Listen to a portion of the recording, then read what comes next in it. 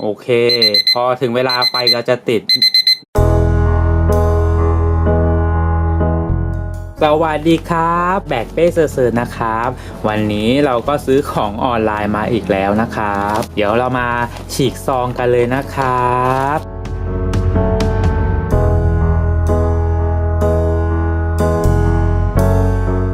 มันคือนี่ครับDigital Kitchen Timer ครับนี่โอเคเดี๋ยวเรามาแกะดูเลยแล้วกันเนาะโอเคนี่มาแล้วโอเคนี่โอ้แกะเลยโอเคเป็นเรียบเลยหน้าจอระบบสัมผัสนะครับโอเคก็เดี๋ยวดูดิมีถ่านไหมยังไม่มีถ่านโอเคเดี๋ยวก็ใช้ถ่าน Triple A เนาะโอเคใส่ถ่านไปเลยโอเคมีเสียงด้วยไฟติดแล้วครับนี่ ไฟดับมันก็จะออโต้ดับเองเนาะลองแตะที่ถูกเป็นระบบสัมผัสเนาะตัว M เนี่ยเนาะก็น่าจะย่อมาจากนาทีเนาะเนี่ยเราจะเขาดาวกี่นาทีแล้วกี่วินี่ S ก็คือวิเซกันเนี่ยมินิทเซกัน SS นี่คงน่าแปลมาจากสตาร์ทกับสต็อปเนาะนี่ไงกด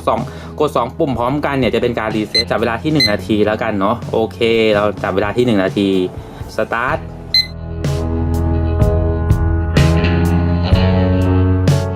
ไฟก็จะดับเองนะครับโอเคพอถึงเวลาไฟก็จะติดประมาณ1วินาทีสุดท้ายไฟจะติดนะครับเราก็กดสต็อปปุ๊บมันก็จะตั้งที่1นาทีที่แล้วไว้ให้เนาะโอเคนั้นเพื่อนๆก็ลองไปเล่นดูนะครับผมว่าก็โอเคเดี๋ยวจะไปลองใช้งานจริงเพราะฟังก์ชันมีแค่3ปุ่มเป็นระบบสัมผัสมันไม่เป็นปุ่มแต่ตรงอื่นแตะไม่ติดเนาะเวลาไฟดับให้กด3ปุ่มเนี่ยนี่ตั้งเวลาจะสต็อปก็สต็อปได้เลยอันนี้เป็นการต่อเนื่องนี่เห็นปะเราหยุดสต็อปหยุด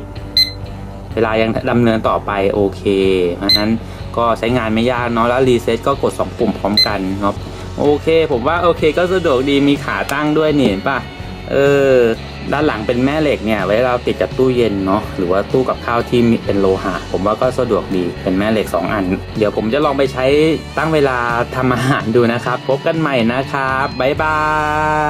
ยขอบคุณที่รับชมนะคะอย่าลืมกดติดตามเพื่อจะไม่พลาดข้อมูลการอัปเดตใหม่ๆจากพวกเราพบกันใหม่ในคลิปหน้าทุกวันศุกร์บ๊ายบาย